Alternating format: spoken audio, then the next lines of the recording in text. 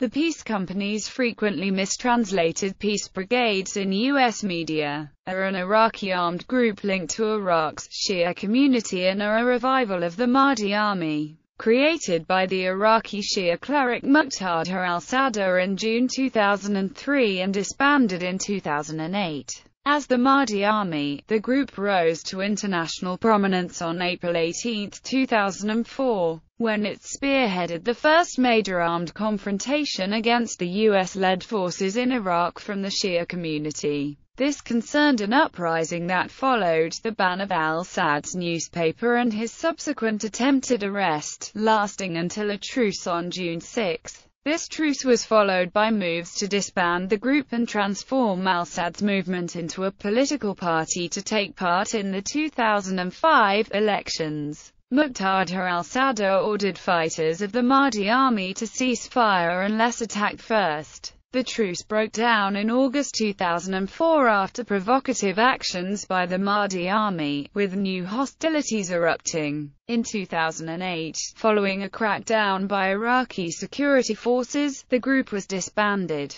At its height, the Mahdi army's popularity was strong enough to influence local government, the police, in cooperation with Sunni Iraqis and their supporters. The group was popular among Iraqi police forces. National Independent Cadres, an elite party that ran in the 2005 Iraqi election, was closely linked with the army. Members of the Mahdi army frequently carried out atrocities, particularly against Sunni civilians. The Mahdi army were accused of operating death squads. The group was armed with various light weapons, including improvised explosive devices. Many of the IEDs used during attacks on Iraqi security forces and coalition forces used infrared sensors as triggers, a technique that was used widely by the IRA in Northern Ireland in the early to mid-1990s. The group was remobilized in 2014 in order to fight against the Islamic State of Iraq in the Levant and is still active as of 2015. It participated in the recapture of Juf al-Nasr and the Second Battle of Tikrit. Nomenclature.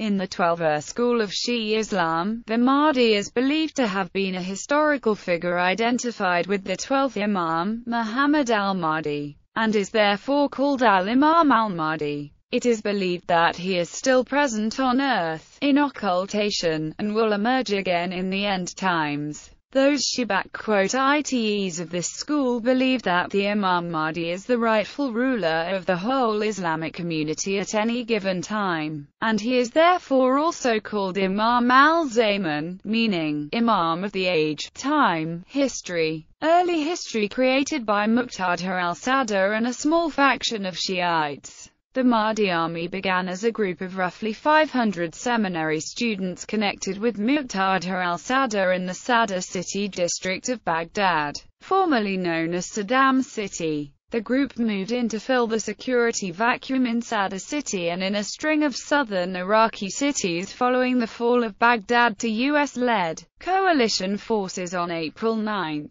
2003. The group was involved in dispensing aid to Iraqis and provided security in the Shiite slums from looters. Gradually, the militia grew and al-Sadr formalized it in June 2003. The Mahdi army grew into a sizable force of up to 10,000 who even operated what amounted to a shadow government in some areas. Al-Sadr's preaching is critical of the US occupation, but he did not initially join the Sunni Islamist and Ba'athist guerrillas in their attacks on coalition forces. 2004 Shiite uprising begins. Sad's position changed dramatically, however, by the beginning of April 2004, following the closure of the Sadr-owned newspaper Al-Hawza and the arrest of one of his senior aides. Sadr gave an unusually heated sermon to his followers on April 2. The next day, violent protests occurred throughout the Shiite south that soon spilled over into a violent uprising by Mahdi army militiamen, fully underway by April 4.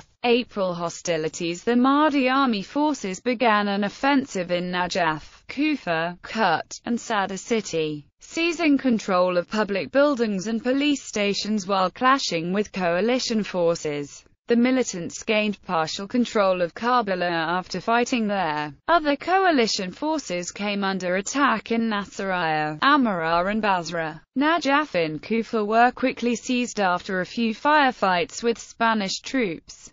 Kut was seized after clashes with Ukrainian troops soon afterwards. After sporadic clashes, coalition forces temporarily suppressed most militia activity in Nasiriyah, Amara, and Basra. Mahdi rebels expelled Iraqi police from 3 police stations and ambushed U.S. forces in Sadr city, killing 7 U.S. troops and wounding several more. U.S. forces subsequently regained control of the police stations after running firefights with the fighters, killing dozens of Mahdi militiamen. However, Mahdi army members still maintained some influence over many of the slum areas of Sadr city. On April 16, Kut was retaken by U.S. forces, and several dozen Mahdi army members were killed in the battle. However, the area around Najaf in Kufa along with Karbala remained under the control of Saad's forces. Saad himself was believed to be in Najaf. Coalition troops cordoned off Najaf with 2,500 troops, but reduced the number of forces to pursue negotiations with the Mahdi army. At the beginning of May, coalition forces estimated that there were 200 to 500 militants still present in Karbala, 300 to 400 in Dawana, an unknown number still left in Amara and Basra, and 1,000–2,000 still in the Najaf Kufa region. On May 4,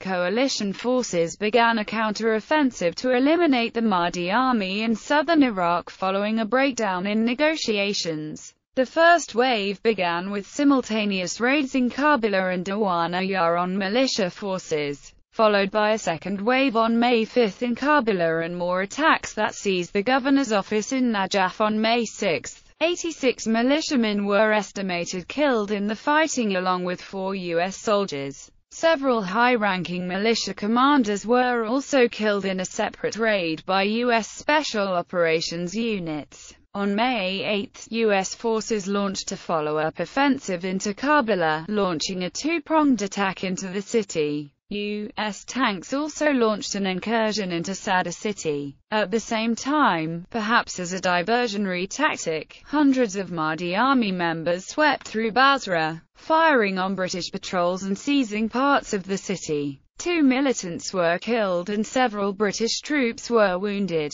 On May 24, after suffering heavy losses in weeks of fighting, Mahdi army forces withdrew from the city of Karbala. This left the only area still under their firm control being the Najaf Kufa region, also under sustained American assault. Several hundred Mahdi army militia in total were killed. Unfazed by the fighting, Muqtada al-Sadr regularly gave Friday sermons in Kufa throughout the uprising. June truce. On June 6, 2004, Muqtada al-Sadr issued an announcement directing the Mahdi army to cease operations in Najaf and Kufa. Remnants of the militia soon ceased bearing arms and halted the attacks on U.S. forces. Gradually, militiamen left the area or went back to their homes. On the same day, Brigadier General Mark Hertling, a top U.S. commander in charge of Najaf, Iraq, stated, "The Muqtada militia is militarily defeated.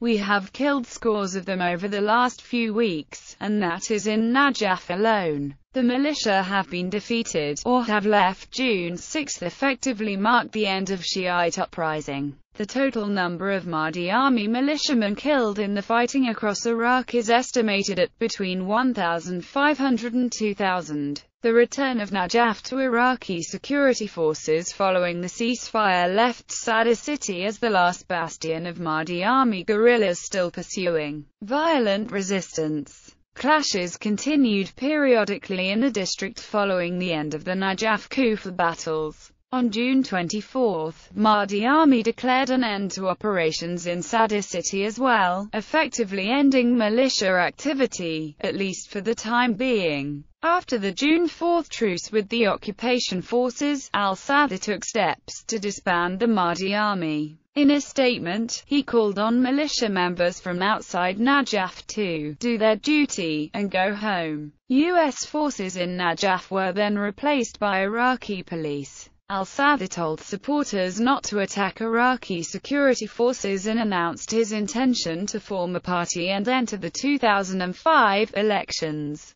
He said the interim government was an opportunity to build a unified Iraq. Interim President Ghazi gave assurances that al-Sadr could join the political process provided he abandoned his militia. Iraqi officials also assured al-Sadr that he was not to face arrest. August hostilities after Sadr's militia besieged a police station in Najaf and the local governor called for assistance. The U.S. military intervened again. U.S. troops arrested Sadr's representative in Kabul, Sheikh Mithal al-Hasnawi on July 31 and surrounded al-Sadr's home on August 3. British troops in Basra also moved against al-Sadr followers, arresting 4 on August 3. After the expiration of a noon deadline to release them on August 5, the Basra militiamen declared holy war on British forces. On August 5 via his spokesman Ahmed al-Shaibani, al-Sadr reaffirmed his commitment to the truce and called on U.S. forces to honor the truce. He announced that if the restoration of the ceasefire failed, then the firing and igniting of the revolution will continue. The offer was rejected by the governor of Najaf, Adnan al-Zurafi, and U.S. officials. In the days that followed, fighting continued around the old city of Najaf, in particular at the Imam Ali Shrine and the cemetery. The Mahdi Army, estimated at 2,000 in Najaf, was outnumbered by some 2,000 U.S. troops and 1,800 Iraqi security forces, and at a disadvantage due to the vastly superior American tactics, training, firepower, and air power, such as helicopters and AC-130 gunships. On August 13, the militia was trapped in a cordon around the Imam Ali Shrine. While negotiations continued between the interim government and the Mahdi Army, news came that al-Sadr had been wounded. On August 12, British journalist James Brandon, a reporter for the Sunday Telegraph, was kidnapped in Basra by unidentified militants. A videotape was released, featuring Brandon and a hooded militant threatening to kill the British hostage unless U.S. forces withdrew from Najaf within 24 hours. Brandon was released after less than a day, following intervention by al-Sadr. At a press conference immediately after his release, Brandon commented on his treatment and thanked his kidnappers. "Initially I was treated roughly, but once they knew I was a journalist I was treated very well, and I want to say thank you to the people who kidnapped me," a spokesman for al-Sadr said. "We apologize for what happened to you. This is not our tradition, not our rules. It is not the tradition of Islam." The fact that American troops surrounded the shrine led to an impasse as the Mahdi Army could not leave the shrine, and U.S. troops did not want to offend Islam by setting foot inside the shrine.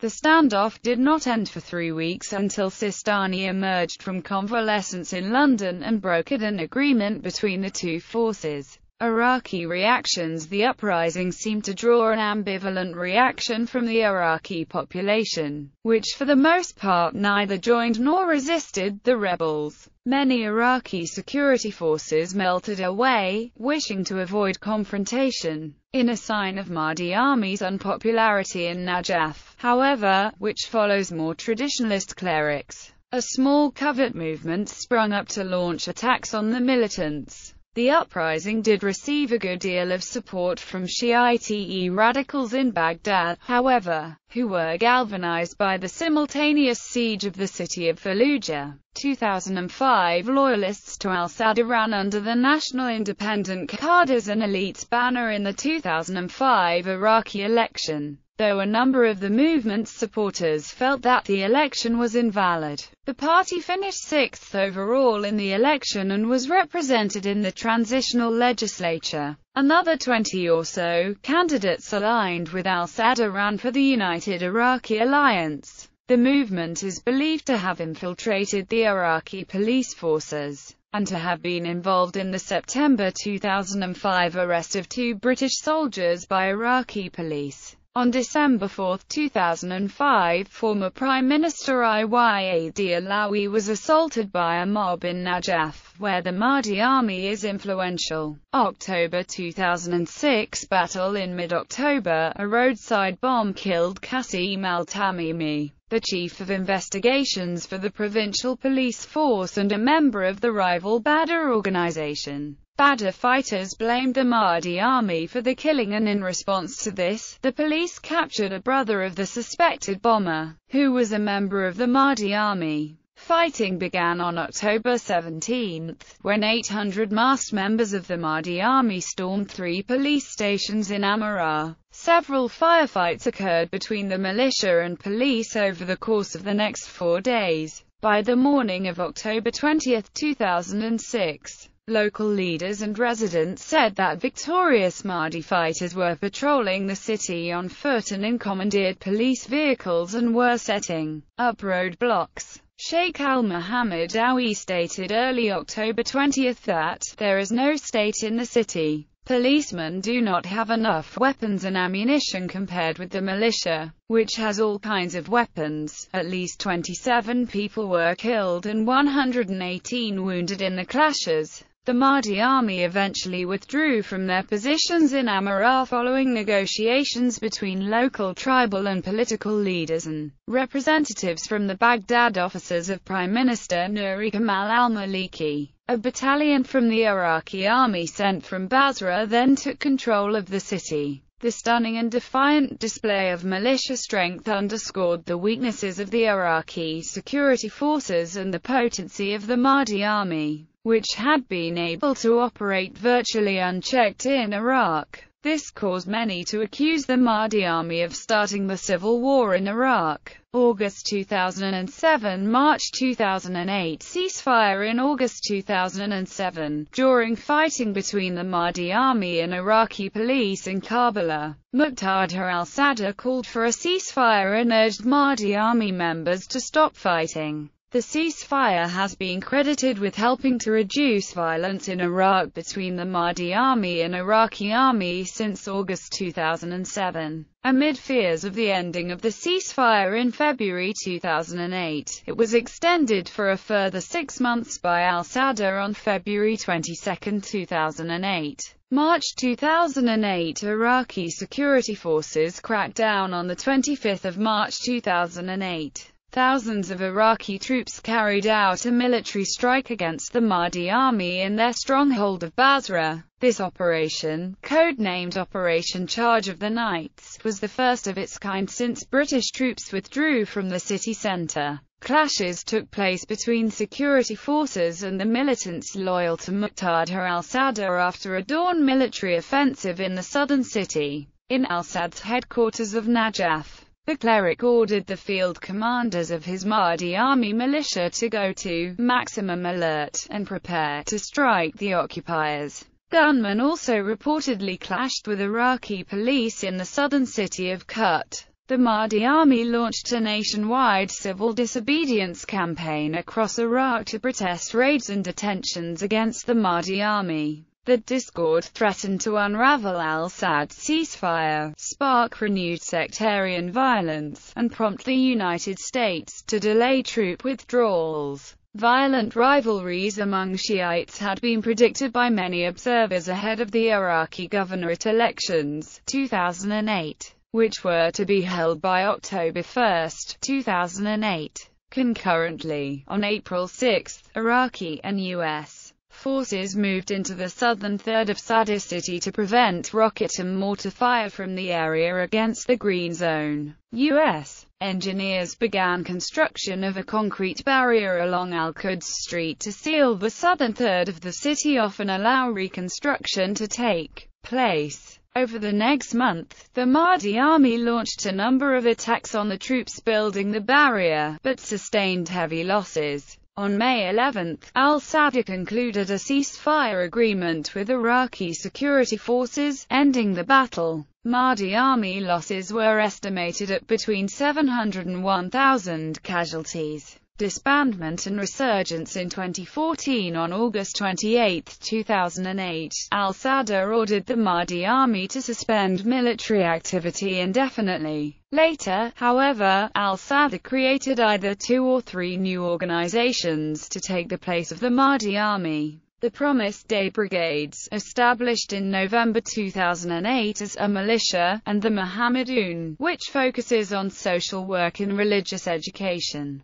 A 2010 Associated Press report also mentioned a third wing, the Monassi Round, responsible for the mobilization of supporters. Since 2008, rumors of a Mahdi army resurgence have cropped up periodically. In April 2010, after winning 40 of 325 seats in the 2010 parliamentary elections, Sadr called for its re-establishment. In 2014, al-Sadr called for the formation of peace companies, often mistranslated peace brigades, to protect Shia shrines from the Islamic State of Iraq and the Levant. In June 2014, these peace companies marched in Sadr City, a slum in Baghdad infamous for being the prime Mahdi army center of operations during the Iraq War. In addition to guarding shrines, the peace companies participated in offensive operations such as the recapture of Jurf al-Nasser in October 2014. They suspended their activities temporarily in February 2015, but were active in the Second Battle of Tikrit in March. Iran's influence. Although Muqtada al-Sadr has historically had close ties to Iran, he has generally opposed Iranian clerical and political influence in Iraq. Unlike the al-Hakim family of the Supreme Iraqi Islamic Council and many leaders of the Dawa party who fled to Iran following the Persian Gulf War and remained there in exile until the American invasion in 2003, Muqtada al-Sadr and his family remained in Iraq throughout Saddam's rule. The refusal to leave Iraq garnered the Sadr family much support during and after the collapse of Saddam's regime. Early 2006, al-Sadr pledged military support to Iran and other neighboring Islamic countries if they were to be attacked by a foreign nation. Since then, however, al-Sadr has opposed the Dawa party, and in March 2008 Prime Minister Maliki ordered a major offensive targeting the Mahdi army in Basra. In late 2007 or 2008, Muqtada al-Sadr moved to Iran and spent several years studying Shia jurisprudence in before returning to Najaf in 2011. Activities. As of August 2006, the Mahdi army rarely challenged coalition troops on a wide scale. Neither the coalition nor the Iraqi government made any move to arrest al-Sadr. The Mahdi army participated in battles against Sunni insurgents and operated its own justice system in the areas it controlled. The Mahdi army operated death squads that frequently killed Sunni civilians, particularly during the civil war phase of the Iraq War. Structure. When reporting on an early October 2006 clash between the Mahdi army and coalition troops in Dawaniyah, BBC News suggested that at the time, the Mahdi army was not a homogeneous force, with local groups apparently acting on own initiative. In September 2006, a senior coalition intelligence official had remarked to reporters how there were political fractures within al-Sadr's organization in protest of his relatively moderate political course of action, with one coalition intelligence official claiming that at least 6 major leaders no longer answer to al-Sadr and as many as a third of the army was now out of his direct control.